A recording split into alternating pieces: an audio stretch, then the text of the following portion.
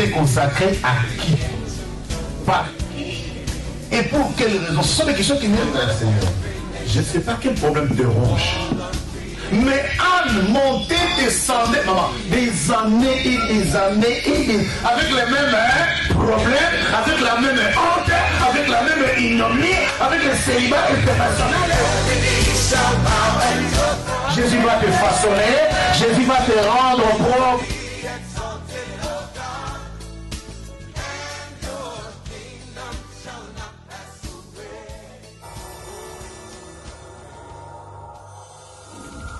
Donne-nous une adoration pour toutes ces merveilles, pour tous ces bonheurs que le Seigneur est en train de faire à son Église avant d'écouter sa parole. Alléluia.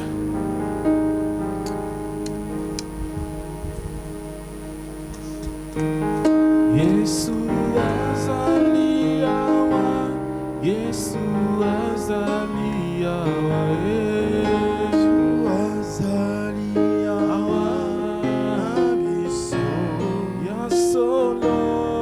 Yesu azali awa, Yesu azali awa, Yesu azali awa, abiso.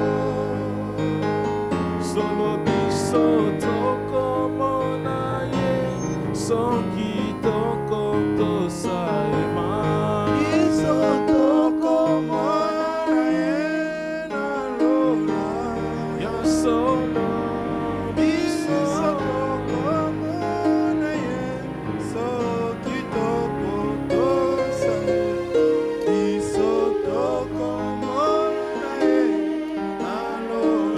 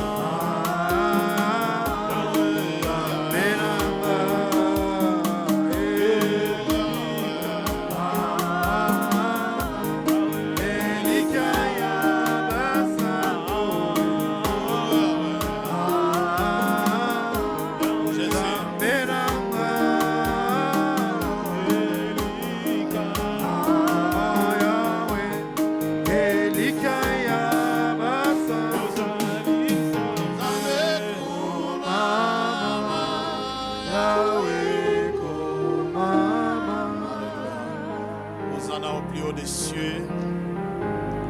Hosanna au Dieu créateur incréé. Merci pour la grâce de la vie que tu nous fais. Merci pour tes miséricordes sur nos vies. Il Il est écrit, les bontés de l'Éternel ne sont pas épuisées. Et qu'elles se renouvellent chaque matin. Merci pour tes bontés ce matin. Maintenant, nourris-nous par ta parole. Enfin, que nos âmes soient arrosées et prêtes à l'enlèvement. Que je diminue et que je disparaisse. Cher Saint-Esprit, au travers ma bouche, élève le nom de Jésus. Glorifie le nom de Jésus. Nous avons prié avec foi, ainsi soit-il, et l'Église dit Amen. Si tu as dit Amen, que le Seigneur te bénisse. Je voulais saluer et bénir tous les bien-aimés qui se sont succédés sur cette chair. Je voulais le dire en français facile, à qui j'ai cédé cette chair, très chère pour les âmes des gens, mais qui ont assumé avec fidélité et grandeur la mission d'apporter les messages. Que Dieu vous bénisse tous. Pasteurs, évangélistes, tous ceux qui interviennent, que ce soit dans la modération, et je voulais aussi encore une fois couronner ce matin surtout les groupes de louanges qui est donc la chorale, parce que devant le Seigneur, là aux cieux, nous ne ferons que chanter. Alors, que Dieu bénisse la chorale. Nous sommes le 30 juin 2024. C'est donc la fin du premier semestre de cette année 2024. Et donc, demain, c'est le 1er juillet, c'est ça? Nous entamons la deuxième partie de l'année, qui est donc l'année de la possession comme thème dans notre église. Je voulais saluer tous les bien-aimés qui nous suivent sur les réseaux sociaux, ceux qui sont connectés sur Facebook et qui nous suivront ou qui nous suivent plus tard sur YouTube. Que Dieu vous bénisse. Mais je voulais aussi lancer un appel solennel. S'il vous plaît, abonnez-vous massivement. Ça ne coûte pas grand-chose. Abonnez-vous. Abonnez-vous. Ça fera du bien à l'église. Quand tu as plus de vie, je vous en supplie, abonnez-vous. Abonnez-vous. Je compte sur vous. Je compte sur vous. Abonnez-vous massivement. Amen. Nous acclamons le Seigneur parce que le message de ce matin va nous faire du bien. Et le thème de ce message, parce que nous sommes dans l'année de possession, comme je viens de le dire, pour prendre possession de tes promesses que le Seigneur t'a donné depuis ton existence. Pour prendre possession de tes promesses, il faut savoir prendre des risques. Que ceux qui ont dit Amen, que Dieu vous bénisse. Pour prendre possession de tes promesses, il faut savoir prendre les risques. Ce n'est pas une chanson, nous sommes dans l'année de possession, je vais prendre possession de mes bénédictions, je vais posséder cette année. Non. Il y a un prix à payer pour posséder ce qui t'appartient. Parce que ce qui t'appartient, sache que les enfants d'Israël sont sortis d'Égypte, partant dans la terre promise, mais la terre promise était une terre occupée. Amen. Canaan était occupé par les géants fils d'Anak. Canaan était une terre occupée. Donc ce qui t'appartient, tes promesses, sache que le diable t'avait déjà précédé. Alors le message de ce matin ont pour but et objectif que le deuxième semestre soit vraiment une année où, un semestre où tu vas travailler pour réellement que tes promesses se matérialisent. Il ne faut pas qu'on entre dans un thème et que le semestre passe. Ici, tu t'interroges. Est-ce que les choses que j'ai écoutées là, c'est de l'utopie, c'est de l'imagination? Non. Maintenant, le deuxième semestre qui commence ce soir à minuit, c'est le semestre de la matérialisation de mes promesses.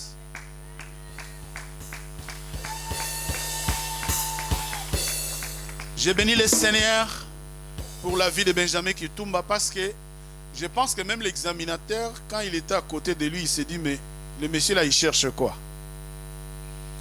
Et je pense que ceux qui octroient les permis, quand ils voient, mais ce monsieur là, à 70 ans, il attendait quoi pour passer le permis? Mais alors je pense que le permis de Kitumba, c'est un permis mérité et c'est une victoire dans le Seigneur. Pour entrer en possession de ces promesses, il faut savoir prendre les risques. Et pour prendre les risques, je vais classer au moins 3 catégories de risques. Je ne vais pas crier, je veux que nous puissions adorer le Seigneur. Laissez-moi parler. Je vous ai déjà dit que ma voix est entamée par la toux. S'il te plaît, quand tu veux. Genèse chapitre 12, verset 1. Nous lisons la parole de Dieu dans le livre de Genèse chapitre 12, du 1er au 9e verset au nom de Jésus. L'Éternel dit à Abraham, va-t'en de ton pays, de ta patrie et de la maison de ton père, dans le pays que je te montrerai. Je ferai de toi une grande nation et je te bénirai, je rendrai ton nom grand et tu seras une source de bénédiction. Je bénirai ceux qui te béniront et je maudirai ceux qui te maudiront. Et toutes les familles de la terre seront bénies en toi. Abraham partit. Abraham partit comme l'Éternel le lui avait dit, et Lot partit avec lui. Abraham était âgé de 75 ans lorsqu'il sortit de Charan. Abraham prit Sarai, sa femme, et Lot, fils de son frère, avec tous les biens qu'il possédait et les serviteurs qu'ils avaient acquis à Charan. Ils partirent pour aller dans le pays de Canaan, et ils arrivèrent au pays de Canaan. Abraham parcourut le pays jusqu'au lieu nommé Sichem, jusqu'aux chênes de Morée. Les Cananéens étaient alors dans le pays. L'Éternel apparut à Abraham et dit, je donnerai ce pays à ta postérité. Tout ça, c'est des promesses. Et Abraham bâtit là un autel à l'Éternel qui lui était apparu. Il se transporta de là vers la montagne, à l'orient de Béthel, et il dressa ses tentes, ayant Béthel à l'occident et Haï à l'orient. Il bâtit encore là un autel à l'Éternel, et il invoqua le nom de l'Éternel. Abraham continua ses marches, en s'avança vers le midi, parole du Seigneur. Tu peux acclamer, même si tu n'étais pas debout, tu peux acclamer. Acclame la parole du Seigneur. Amen. Hein? Retenez d'abord la première chose. Partir sans savoir où il allait, ni ce qu'il allait devenir. Je reprends. Partir sans savoir où il allait, ni ce qui allait devenir, ni lui, ni sa famille. Premier risque. Le premier risque, retenez que c'est partir sans savoir où tu vas. La foi est une folie. La foi est une folie. La foi, c'est une démonstration des invisibles qui doivent être matérialisés. Dans cette discussion entre Dieu et Abraham, du premier au dernier verset que nous venons de lire, il n'y a que des promesses qui, à mon sens et à mon point de vue, semblent être irréalisables, mais l'attitude d'Abraham jusqu'ici est surprenante. Il n'a pas cherché Dieu, c'est Dieu qui est allé les chercher. Vous êtes là? Abraham n'a pas cherché Dieu, c'est Dieu qui est allé les chercher. Abraham, jusqu'ici, n'a rien demandé à Dieu, c'est Dieu qui commence à lui faire des promesses. Bien-aimé dans le Seigneur, j'ai dit que le semestre qui va commencer soit le semestre de la matérialisation de tes promesses.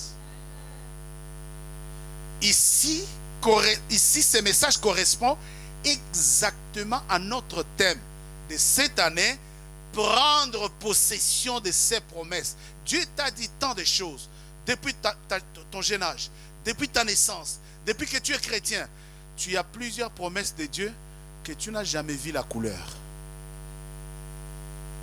Il y a plusieurs promesses de Dieu dans ta vie dont tu n'as jamais vu la couleur, n'est-ce pas? Je suis venu te stimuler ce matin. Pourquoi tu ne vois pas la couleur de tes promesses? C'est parce que tu es un chrétien qui ne sait pas prendre de risques. Tu attends peut-être que je te prêche les péchés. J'ai dit, tu es un chrétien qui ne sait pas prendre de... Vous êtes avec moi? Partir sans savoir où il va, ni ce qu'il allait devenir, mais il faut un socle, il faut une base. Et la base, c'est quoi? C'est la foi. La base, c'est quoi? C'est la foi. Mais tu es quel type de chrétien sans foi et tu te dis, je suis dans l'année de possession et je vais entrer en possession de mes promesses? L'Éternel dit quoi à Abraham?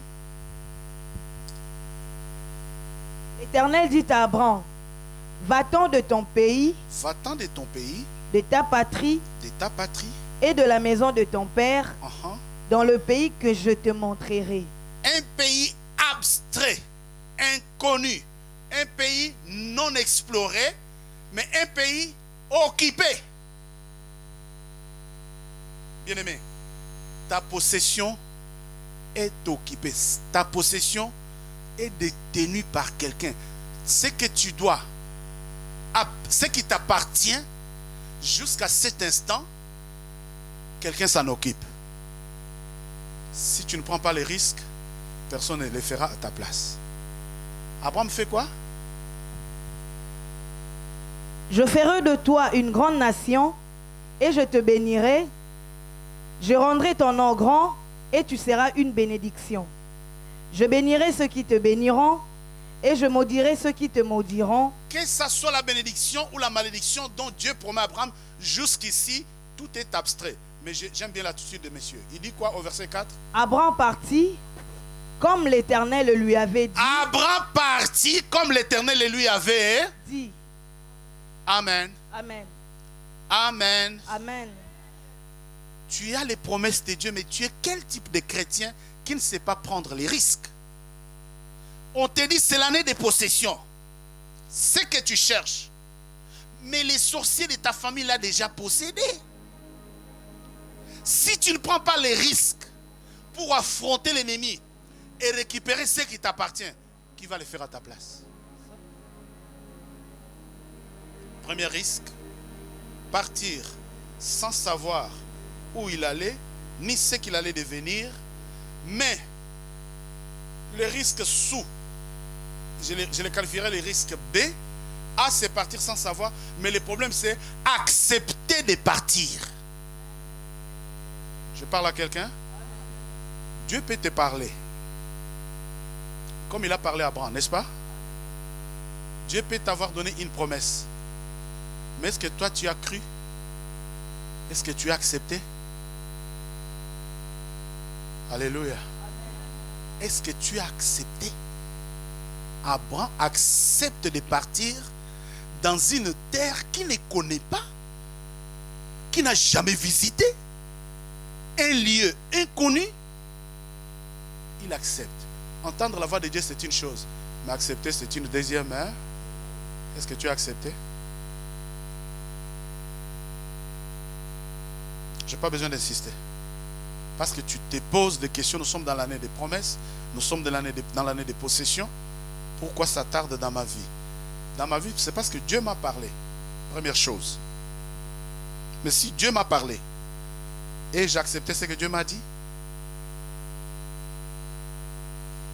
deuxième risque. La Bible dit, Abraham partit avec Lot, n'est-ce pas? Amen. Mais bizarrement, quand on arrive au chapitre 13, il y a querelle entre les membres de même famille.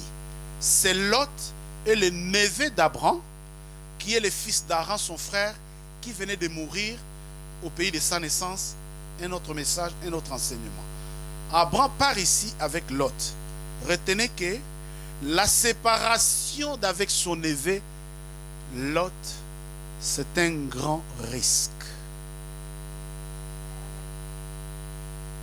La séparation avec son neveu Lot, c'est un grand. Nous entrons dans le deuxième semestre de l'année. Nous sommes dans l'année de la possession. Pour posséder tes promesses, il faut prendre les risques de se séparer. J'ai apprécié les zéros, amen là. Le deuxième risque qu'il faut prendre, parce que jusqu'ici, celui qui parle, celui à qui Dieu parle, celui qui est parti, c'est Abraham. Il n'est pas encore Abraham. Amen. Maintenant arrive un moment, Dieu intervient et Dieu lui dit, tu dois te séparer du seul membre de ta famille qui jusqu'ici jouissait de l'enfant adoptif d'Abraham, parce que jusqu'ici il n'a pas encore d'enfant. Alléluia. Amen. Le deuxième risque, pour entrer en possession des promesses de Dieu dans ta vie, il faut se séparer de certains membres de famille qui ont une fausse tête.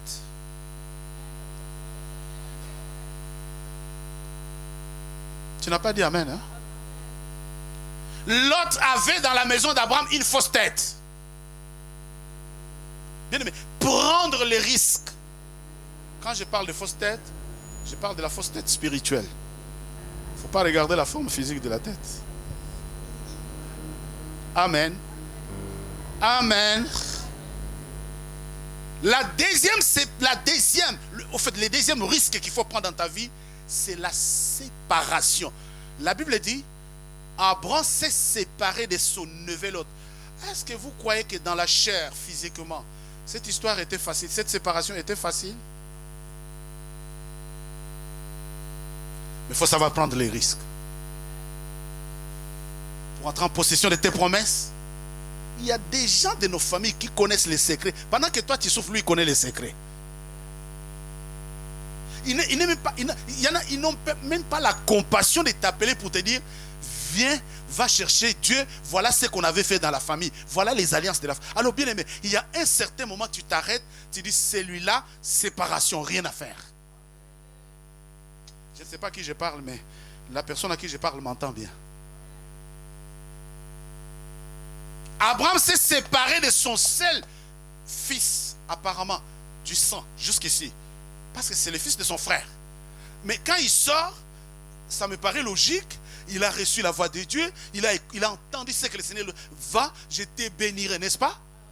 Comment moi je vais aller à la bénédiction, me laisser mon seul neveu que j'ai? Non, il a pris avec lui, n'est-ce pas?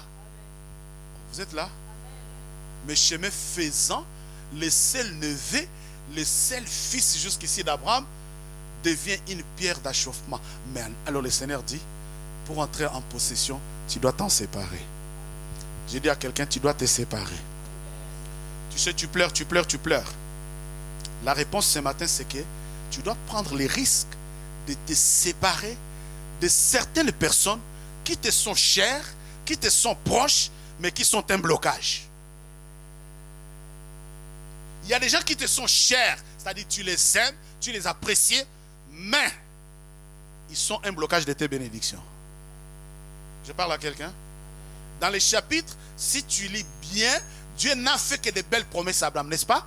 Il ajoute, il dit même, hein, toutes les familles de la terre seront bénies en toi. Et je bénirai ceux qui t'aiment. Je rendrai ton nom grand, à telle enseigne que je ferai de toi une grande nation. Je te bénirai. Je rendrai ton nom grand. Tu seras une source. Dieu peut te dire, tu es une source de bonheur. Tu es une source de bénédiction. Mais toi, tu es attaché à des gens qui ont une fausse tête. Eh bien, la source va être fermée. Donc, dans le deuxième semestre, il y a les risques à prendre. Dis à ton voisin, il y a les risques à prendre. Il y a des risques à prendre. Dis à ton voisin, il y a les risques à prendre. Parce que si tu ne prends pas les risques, l'autre constituait un blocage pour Abraham. Maintenant Dieu les regarde. Dieu dit cet homme. Bien, mais tu sais, Dieu peut t'appeler à la grandeur.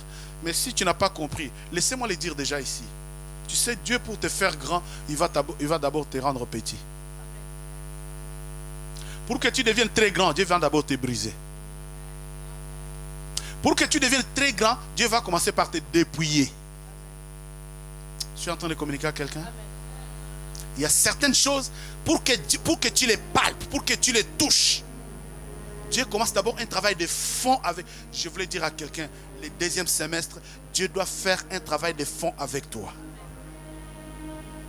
Bien, mais peut-être tu crois avoir arrivé, mais je te dis que tu n'es pas encore arrivé parce que tu es une source. Je dis à quelqu'un, tu es une source. Je suis en train de dire à quelqu'un, tu es une source. Je suis en train de dire à quelqu'un, tu es une source. Je suis en train de dire à quelqu'un, tu es une source. La jeunesse, ne vous endormez pas, vous êtes une source. Giena, ne dormez pas. Les papas, maman, ne dormez pas, vous êtes une heure. Est-ce que quelqu'un me comprend? Dieu part, Dieu dit à Abraham, tu seras une heure. C'est-à-dire de toi, de ta vie, partant de toi, les gens seront bénis. Alors quand on est une source, on doit avoir une attitude. Hein? Tu as entendu de dire que tu es une heure. Quelle est ton attitude? Dieu n'a pris que toi dans cette famille-là des sorciers. Dieu n'a pris que toi dans cette famille-là des féticheurs. Dieu n'a pris que toi dans cette famille-là des chefs coutumiers. Je voulais te dire, tu es une heure. Pourquoi tu n'acclames pas? Peut-être tu l'entends de travers. Ici, jusqu'ici, Abraham ne connaissait pas Dieu.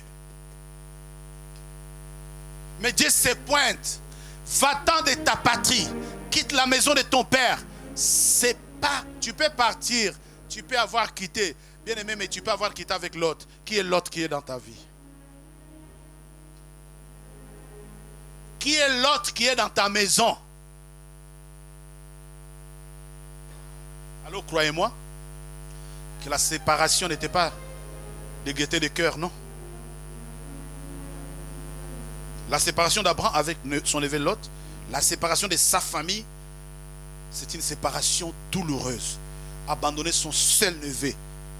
Jusqu'ici, Abraham a sa femme qui est stérile.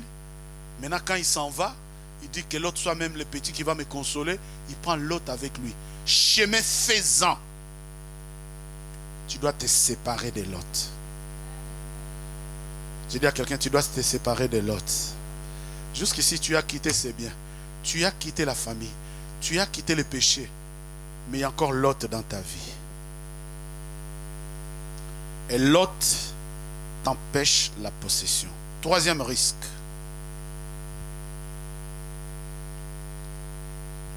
Bien sûr. C'est la séparation d'avec le mal.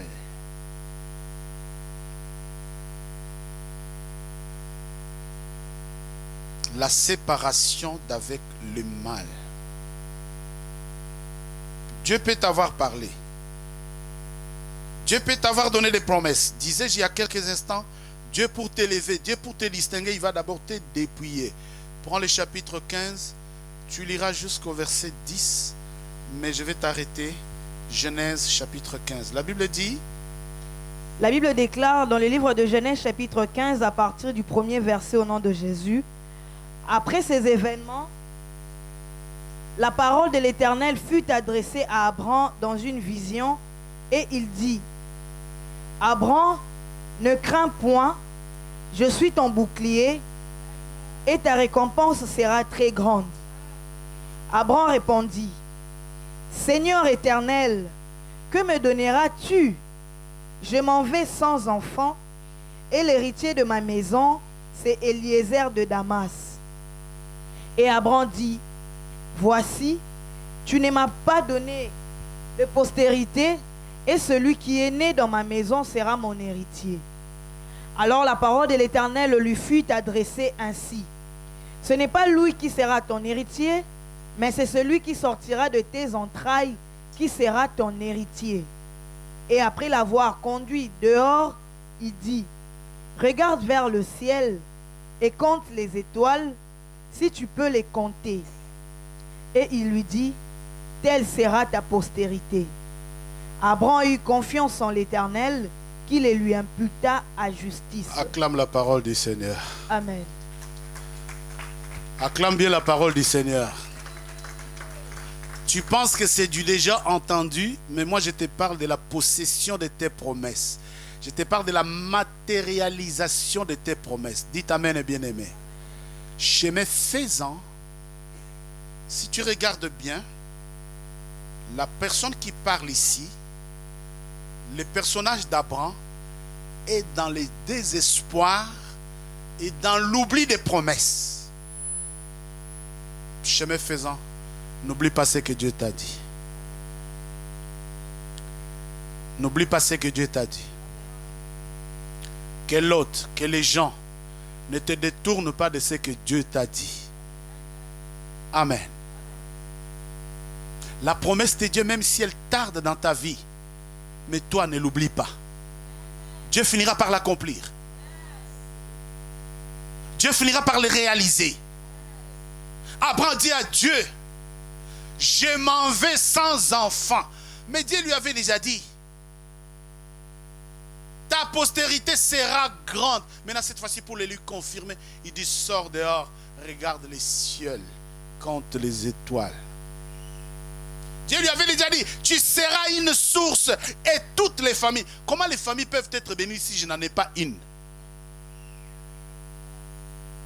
Bien-aimé dans le Seigneur, si Dieu t'a dit quelque chose, il faut savoir prendre les risques. Ton problème, c'est la séparation d'avec les mâles. Celui qui parle jusqu'ici, c'est Abraham. Il n'est pas encore Abraham. Parce qu'ici, les alliances et les liens de la Mésopotamie sont encore avec lui. Il ne s'en est pas encore débarrassé. C'est pour cela que j'ai dit, Dieu pour t'amener dans la grandeur, il va commencer d'abord par te dépouiller. Certains déserts que tu traverses aujourd'hui, c'est le dépouillement de Dieu sur ta vie. Tu es dans le désert parce que Dieu est en train de te dépouiller. Mais le moment viendra où ce désert cessera. Dieu ne se répand jamais, jamais, jamais de son protocole. Quand Dieu a mis un protocole en place, Dieu respecte à la ligne et au point près son protocole. Si Dieu t'a dit quelque chose, il finira par le réaliser. Donc je viens dire ce dimanche à quelqu'un, avec Dieu, pour prendre possession de ses promesses, il faut savoir se séparer des mal. Il faut prendre les risques de te séparer des mal. La Bible dit, Dieu dit à Abraham, la parole, après cet événement, la parole de l'Éternel fit adresser à Abraham dans une vision et Dieu lui dit, ne crains point, je suis ton bouclier et ta récompense sera grande. Maintenant, regarde sa réaction. Abraham répondit, Seigneur l'Éternel, que me donneras-tu? Est-ce que toutes les promesses ne suffisaient pas? Est-ce que tu as une promesse de Dieu? Qui a une promesse de Dieu ici? Lève la main. Je vais voir ceux qui ont des promesses de Dieu. Je vais voir. Tout le monde. Oh. Les enfants, jusque-là. Personne qui a la promesse de Dieu. Lève la main bien. Secoue bien la main. Maman Massouta, tu n'as pas la promesse de Dieu? Secoue la main. Tu as la promesse de Dieu? Amen. Amen. Amen. Que me donneras-tu? Mais la promesse c'est une grossesse. Ta promesse c'est une grossesse. Une grossesse à la phase de germination. Une grossesse, c'est 9 mois. C'est 9 mois de courbatures. C'est 9 mois de beaucoup de douleurs. Les mamans savent bien. N'est-ce pas? N'est-ce pas? Mais à la livraison, quand le bébé vient, on oublie les souffrances. N'est-ce pas? Attends ta promesse. Attends ta promesse. Attends ta promesse. Bien-aimé, attends ta promesse. Je vous dis, j'ai rigolé, ma fille m'a fait rire. J'ai dit à Bénédicte, papa qui tombe, il dit, tout ce temps, il nous conduisait sans permis de conduire. une promesse. Même à 70 ans, tu valideras ton permis.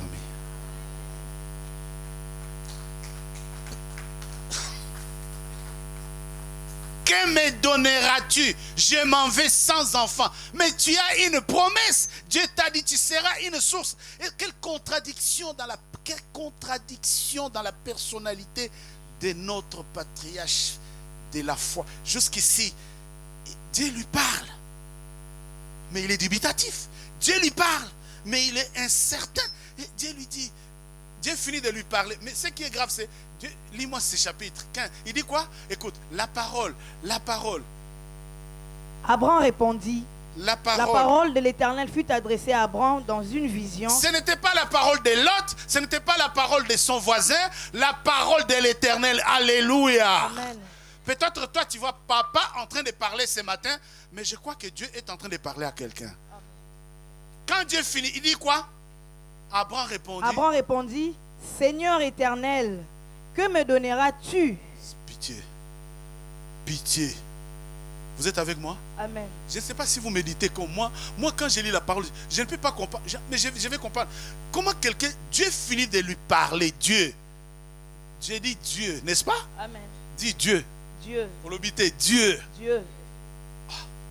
Mais moi, je suis choqué. Voilà, faites la nuance. Lis encore, relis encore. La parole de l'Éternel fut adressée à Abraham dans une vision. Ce n'est pas la parole de Térak, son père. Ce n'est pas la parole de quelqu'un. Ce n'est pas la parole d'un Cananéen. Mais Abraham répondit, Seigneur éternel, que me donneras-tu? Non, mais il y a un problème. Il y a un problème. Amen. Vous êtes avec moi? Amen. Moi, je crois là, il y a un problème sérieux. Comment quelqu'un peut finir d'écouter Dieu, créateur de la vie, créateur de l'oxygène? Je suis choqué. Vous êtes là ou pas? Amen. Non, mais ayons les pieds sur terre. L'année de la possession, l'année de la possession. Dieu m'a promis des promesses, Dieu m'a donné des promesses, ça doit, n'est-ce pas? Amen. La parole de l'Éternel fut adressée à Abraham dans une vision. Et Abraham répond, Seigneur éternel, que me donneras-tu? Non, mais il y a un problème. J'ai dit, tu as un problème, toi. Amen. Dis à ton voisin, tu as un problème. Nous sommes beaucoup qui avons cette attitude négative où tu as fini, tu écoutes la parole qui te donne la foi. La parole de ce matin, si tu es venu à l'église, c'est pour sortir dans la foi, c'est pour te dire que le deuxième semestre là, je validerai mes acquis. Le deuxième semestre là, je vais palper. Amen. Mais tu écoutes tout ça, au sorti là, Maniké prend tout. Tu entres dans les réseaux sociaux. Tu entres dans les réseaux. Oh, Maniké. Maintenant, on te demande qu'est-ce qu'on t'a dit à l'église. Oh non, je crois papa avait. Non, soyons sérieux. Soyons sérieux. Comment? Je vais comprendre, pasteur. Dieu parle à un individu. Dieu finit de lui parler, l'individu est négatif.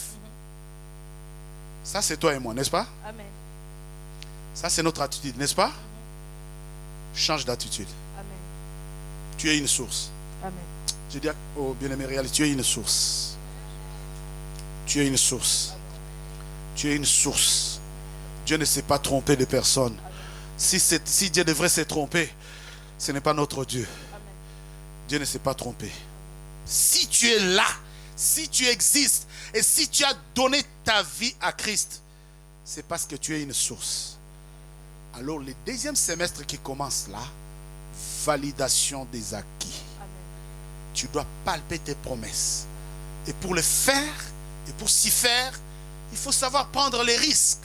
Risque 1, c'est partir sans savoir où tu vas. Ça veut dire quoi? Savoir une foi audacieuse. Ah, tu n'as pas acclamé, ce n'est pas grave. Partir sans savoir où je vais, c'est-à-dire avoir une foi. Accepter de partir, c'est une chose. Entendre que tu dois quitter, mais accepter, c'est-à-dire être audacieux, être fou, être un fou joyeux, mais de Jésus-Christ. Parce que tes promesses, bien aimé, Canaan était habité, on a lu que Canaan était habité, il y avait les fils de... C'est comme ça, quand Abraham arrive à Canaan, il va d'abord faire les tours, il regarde, il va à l'Orient, il regarde, est-ce que les gens de ces pays, ils vont me tuer, ils vont faire quoi? Mais Dieu lui dit, tu vois l'endroit là où habitent les gens. Donc ta bénédiction, ta possession, sache que le diable t'avait déjà précédé. Pour s'y faire, il faut prendre les risques. Il faut se lever et combattre. Il faut se lever et détruire les alliances. J'ai dit le troisième risque, c'était la séparation du mal. Le deuxième, c'était la séparation avec la famille. Parce que la famille là, nos familles là ont des problèmes. Nos familles là cachent des secrets. Nos familles là cachent des mystères. Nos familles là, regarde d'abord la situation des gens de ta famille. Pas ailleurs. Regarde la situation des gens de ta famille. Si tout le monde a un bébé à la maison, c'est tout le monde qui a un bébé à la maison. Si tout le monde n'a pas les diplômes, c'est tout le monde qui n'a pas les diplômes. Si tout le monde ne travaille pas, c'est tout le monde qui ne travaille pas. Et du coup, toi qui es sorti de l'eau, qui deviens une source, tu deviens maintenant serviteur des autres. J'ai aimé les messages du pasteur Beto à la veille. À la veille, il nous a prêché sur sa servitude. Quand je lui ai parlé de la servitude, il a dit, mais le vieux est là, qu'est-ce qu'il est en train de me raconter encore? Maintenant, quand il a vécu les effets de la servitude, il est venu en parler lui-même. Dites Amen. Dites Amen. Comment tu donnes à quelqu'un l'argent pour payer les loyers? Il t'appelle encore pour c'était quoi? Il donne 500, tu payes les loyers. Quelqu'un lui appelle, dit non, 500 ne suffit pas, maintenant, paye encore le... Alors il s'assoit, la parole que je lui avais dit, la servitude, c'est quelque chose, lui revient dans la tête. Si tu es serviteur de tout le monde. C'est toi qui dois enterrer, c'est toi qui dois marier, c'est toi qui dois tout faire. Non, bien aimé, à un certain moment, tu dois t'arrêter. Hein? Tu dois te séparer. Il y a un lot qui bloque ta bénédiction. Je vais terminer et chiter pour que nous puissions adorer le Seigneur. Le quatrième risque, il faut d'abord détruire les alliances ancestrales. Prendre le risque de détruire les alliances ancestrales. Ça, c'est quelque chose. Ce n'est pas peu de choses. Lis le seul verset, l'avant-dernier qui nous reste. 1 Pierre, chapitre 1er, verset 18. Détruire l'héritage ancestral et son système. Détruire les alliances ancestrales et les systèmes. Nous allons terminer par les systèmes et on adore le Seigneur. 1 Pierre, chapitre 1, verset 18, ma fille. J'ai eu la parole de Dieu dans le livre de 1 Pierre, chapitre 1, verset 18, au nom de Jésus. Vous savez que ce n'est pas par des choses périssables, par de l'argent ou de l'or, que vous avez été rachetés de la vaine manière de vivre que vous aviez hérité de vos pères. Il faut prendre le risque de détruire la vaine manière de vivre que tu as hérité de tes ancêtres. J'entends votre amen. Amen. J'attends un bon amen. Pour prendre possession de ce qui t'appartient, laisse toute la littérature, retiens seulement, je dois détruire la vaine manière que j'ai héritée. Dis à ton voisin, vaine manière que j'ai héritée. Redis-le encore, vaine manière que j'ai héritée. Pas compliqué, hein? Tu vas dans les systèmes de famille où on enterre des morts avec des vivants comme la famille de mon père. Depuis des générations, on a toujours enterré les chefs du village avec 4 personnes vivantes. C'est un système. Ce sont des alliances. Ce sont des hôtels. Maintenant, si toi tu veux prendre possession de tes bénédictions, écoutez-moi très bien. Celui à qui Dieu est en train de parler ici, c'est Abraham. Il ne s'appelle pas Abraham. C'est un autre thème, c'est un autre message. Quand vous viendrez au programme de la semaine, je vais approfondir ça. Parce qu'il faut que je parle à quel moment il est devenu Abraham. J'en parlerai dans la semaine. Dites Amen. Celui à qui Dieu parle ici, c'est Abraham. C'est-à-dire, il est sorti de la Mésopotamie en Irak avec tous les totems. Parce que la famille d'Abraham, si vous voulez bien pour l'histoire, son père Térak faisait des statues. Ils allaient vendre. Abraham et ses frères allaient. Il est sorti de là, intact comme ça. Toi et moi, nous sommes sortis de l'impudicité telle que nous étions, des boîtes comme mon fils là. Petit, il passe au boîte. Donc le petit a dit... L'ancien. Tout le monde est là depuis qu'ils sont consacrés, ils ne veulent plus leur nom. Quand on a bien un petit, on a bien vieux, bien ancien. J'appelle Jacques qui est en déplacement. J'ai dit, mais évangéliste principal, tu n'as pas appelé l'archibishop. Ah, c'est qui dit là? Mais l'archibishop, pendant j'étais un peu embrouillé. Ils aiment bien leur grade. Alléluia. Et ils font très bien leur travail d'ancien. Que Dieu vous bénisse. Que Dieu te bénisse abondamment. Il dit, très très bien. Très dynamique, très travailleur. Bien aimé dans les Seigneurs. C'est tel qu'il était dans la boîte, c'est comme ça qu'il est sorti. Parce que quand il arrive dans les Seigneurs, il réalise le bonheur, le bienfait de Dieu. Donc celui à qui Dieu parle ici, c'est Abraham, né en Mésopotamie. Il est sorti avec les totems de sa famille, il est sorti avec les faux dieux de sa famille. Et c'est comme ça que Dieu est en train de lui parler. Tel que tu écoutes la parole là, bien aimé dans les Seigneurs, il faut que Dieu change ton nom. Il faut que Dieu te change de nom. Donc, quatrième risque. Il faut s'en prendre au système. La vaine manière de vivre que vous avez hérité. Tu es héritier du sang de ton père, du nom de ton père, mais aussi des biens de ton père. Tu n'as pas hérité seulement que des maisons. Tu n'as pas hérité seulement que son nom, mais tu as hérité aussi les sangs. Et à propos du sang, nous sommes en train de traiter ça. Suivez bien les communiqués qui viendra tout à l'heure. À la Pentecôte, j'ai dit quoi? Que le Dieu de paix vous sanctifie votre être tout entier, esprit, âme et corps. C'est dans cette thématique-là que nous sommes. Et c'est ça qui va nous entraîner dans l'été. C'est ça qui va commencer notre semestre. C'est avec ça que nous allons. J'ai déjà traité l'esprit. Et nous sommes maintenant en train de traiter l'âme. Vous qui restez à la maison, je ne paie rien. Je n'y paie. Vous savez pourquoi l'église est lourde? Parce que quand nous avons le matin, pourquoi nous sommes lourds? C'est parce qu'il y a trop de charges dans l'âme. Tu es trop chargé dans l'âme. L'âme là, quand tu as dormi, on t'a manipulé. Tu es allé dans des fêtes de nuit. Tu as mangé les nuits. En plus, une de mes filles vient me dire cette semaine. Cette semaine, hein, tu sais, les révélations, c'est compliqué. Hein? J'ai traité l'âme. Après la veille, une fille entre dans mon bureau et me dit, papa, écoute, je vais te raconter mon histoire.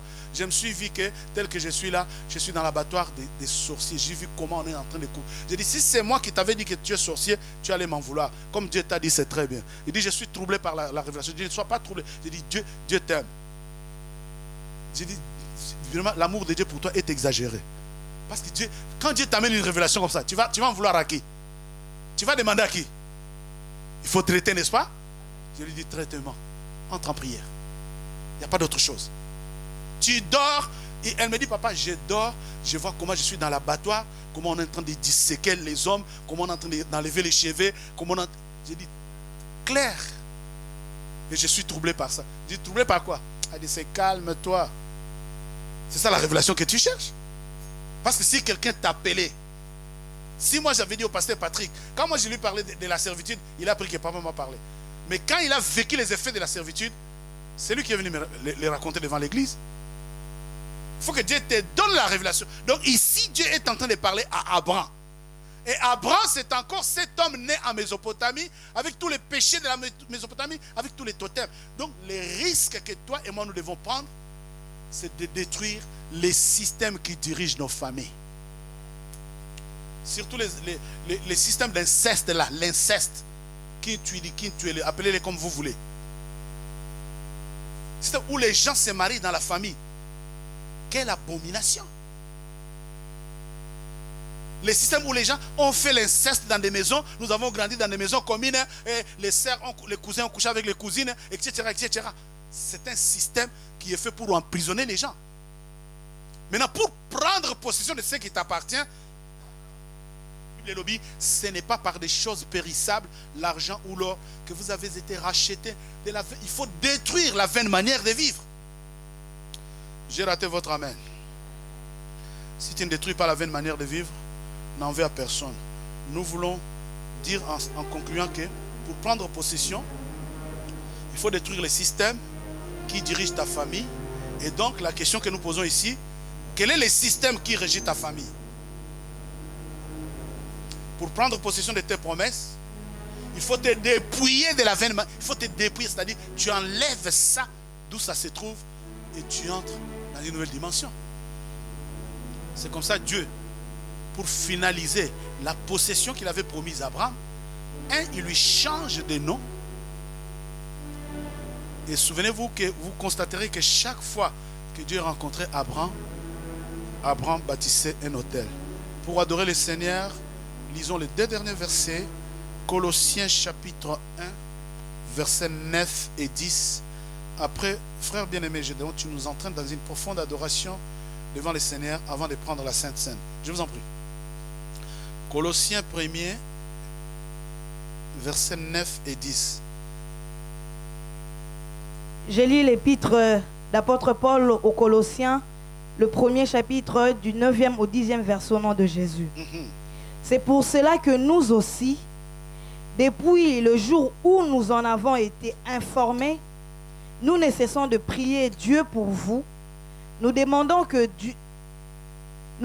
vous soyez remplis de la connaissance de sa volonté en toute sagesse et intelligence spirituelle pour marcher d'une manière digne du Seigneur et lui être entièrement agréable, pour portant des fruits en toutes sortes de bonnes œuvres et croissant par la connaissance de Dieu. Croissant par la connaissance de Dieu pour marcher d'une manière digne de lui être agréable. Dis dans cette adoration, Seigneur, quel que soit les systèmes dans lesquels j'ai été né et conçu, quelle que soit ma façon dont j'ai marché dans la désobéissance, incrédule à ta parole, Seigneur, séparé de toi, mes ancêtres qui étaient incrédules, dans un système de malédiction, dans un système incestueux, dont ils étaient loin de toi. Et moi, j'ai leur héritage. Mais aujourd'hui, j'ai la connaissance, bien aimé, des choses spirituelles. J'ai la connaissance des choses spirituelles. Je vais t'être agréable. Dis, Seigneur, je vais t'être agréable. Lève-toi. Commence à dire, Seigneur, j'étais loin de toi par mon héritage ancestral. J'étais loin de toi par mon sang. J'étais loin de toi par la vaine manière que j'ai hérité de mes pères. J'étais loin de toi par les systèmes de ma famille. J'étais loin de toi par ce que j'ai vécu en Mésopotamie. Mais après en avoir été informé, je vais être agréable. Bien-aimé, prends la position d'adoration. Dis, Dieu, je vais être agréable. Seigneur, je vais être agréable. Je vais t'être agréable. Shiloh, tu es tout ce que je désire. Yahweh. Je vais t'être agréable, oh Dieu. Shiloh, tu es tout ce que je désire. Yahweh. Je vais t'être agréable, Seigneur. Je suis sorti de la Mésopotamie avec Lot. Abisso, Osalia, Bonayo. Lot m'empêche. Yahweh, Abisso, Osalia, Bonayo. Osalia, Bonayo. Yahweh, Yahweh,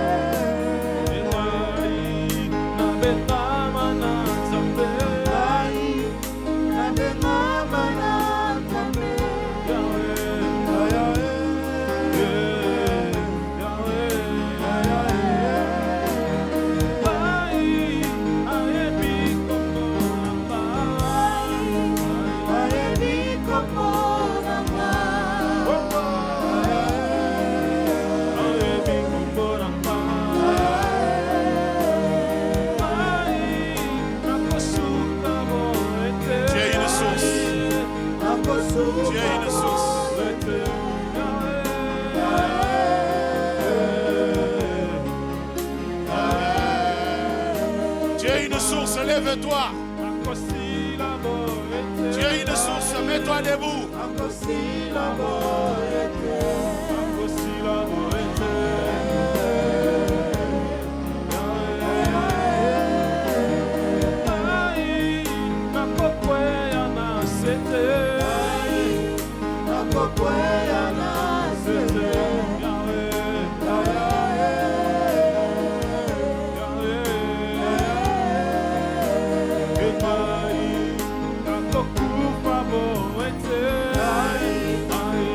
Por favor,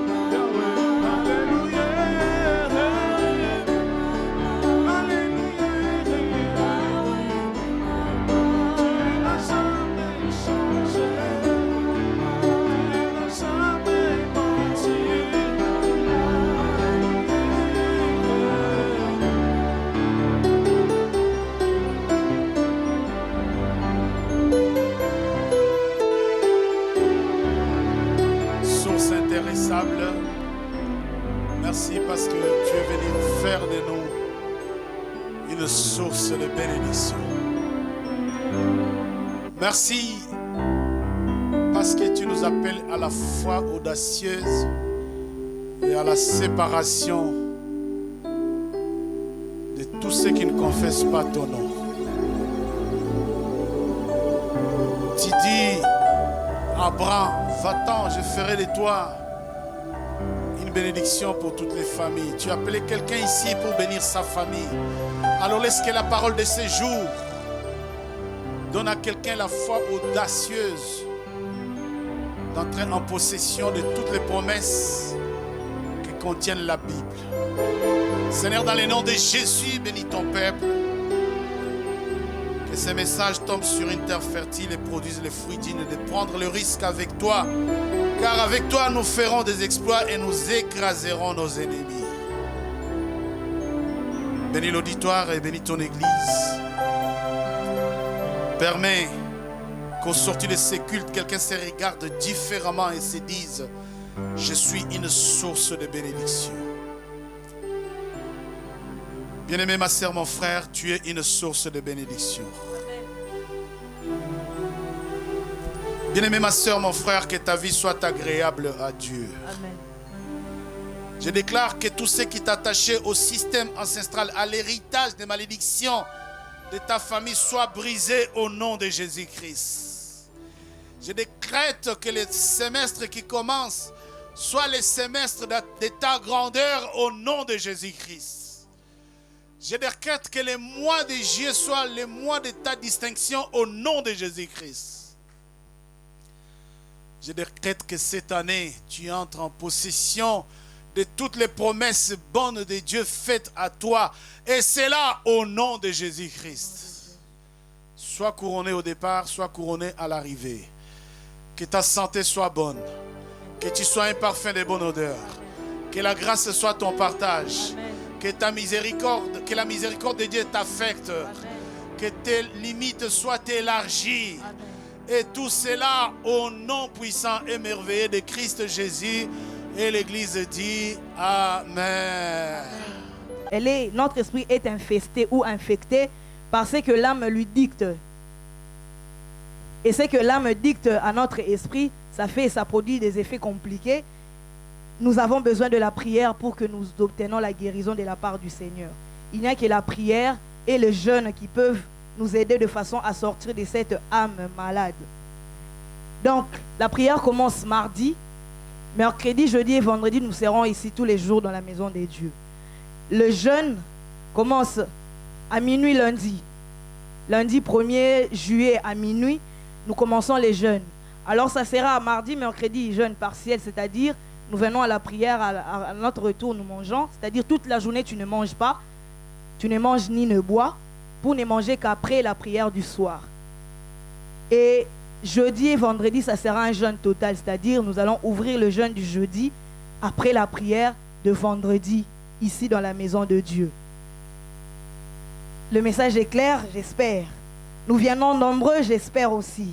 Ce sont des moments à ne pas manquer parce que nous avons besoin de prendre des risques, comme nous l'a dit l'homme de Dieu tout à l'heure, pour que nous puissions posséder, que les promesses de Dieu deviennent effectives dans notre vie. Je reprends mardi, mercredi, jeûne partiel. Nous mangerons après la prière.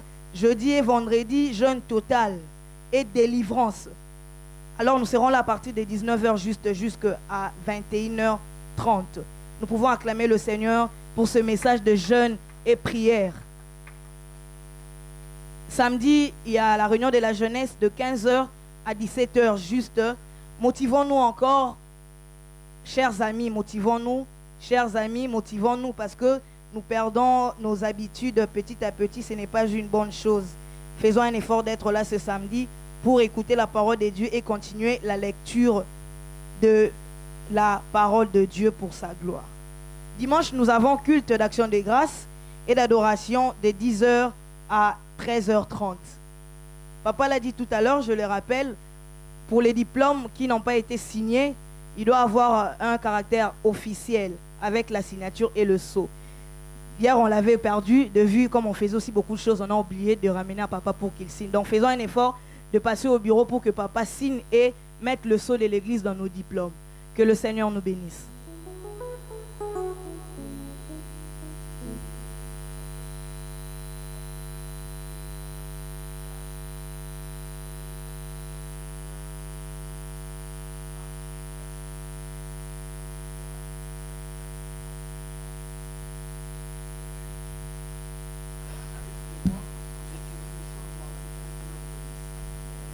Amen, nous sommes debout, nous voulons clôturer. Alléluia, Alléluia, Alléluia, gloire à Dieu. Alléluia, Alléluia, Alléluia, gloire à Dieu. Alléluia, Alléluia,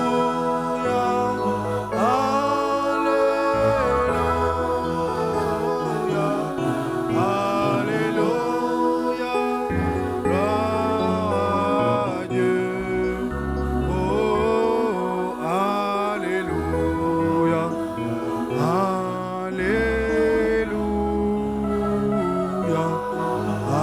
Alléluia, gloire à Dieu.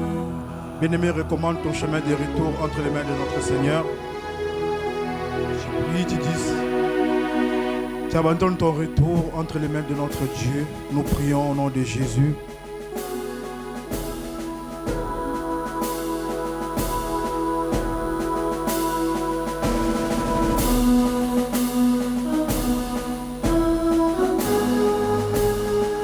Éternel Dieu Tout-Puissant, le Père d'Israël, le Père de notre Seigneur Jésus-Christ, je dis merci pour le culte.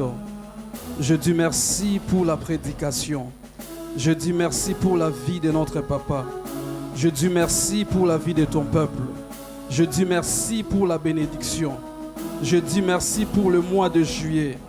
Je dis merci pour la porte que tu viens d'ouvrir pour le mois de juillet. Je dis merci pour les enveloppes que tu viens de distribuer. Je dis merci pour la bénédiction que tu viens de nous donner. Je dis merci pour ces dimanches. Je dis merci pour la bénédiction dans nos familles. Je dis merci pour la lumière dans nos familles. Je dis merci pour la pluie de la bénédiction qui commence à tomber dans nos familles. Je dis merci Seigneur parce que le mois de juillet marquera un début de quelque chose.